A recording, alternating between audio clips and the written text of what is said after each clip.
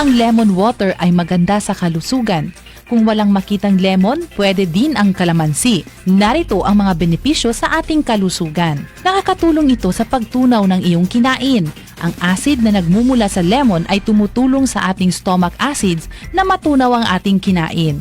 Nakakatulong din ito upang masiguro na hydrated tayo. Sa halip na matatamis na inumin ang iyong iinumin sa umaga, palitan ito ng lemon water at makakatulong na mapababa ang iyong timbang. Ang lemon water ay nagtataglay ng mga phytonutrients na tumutulong na protektahan ang ating katawan mula sa iba't ibang klase ng sakit. Ang phytonutrients ay may taglay na antioxidant properties na maganda para sa ating kalusugan. Nagbibigay din ito ng vitamin C sa ating katawan na tumutulong upang protektahan ang cell mula sa pagkasira. Nagbibigay ito ng potassium at maganda sa ating blood pressure. Nakakatulong din itong maiwasan ang pagkakaroon ng kidney stones. Lenny Wong Olivo, NDBC, Bida Balita.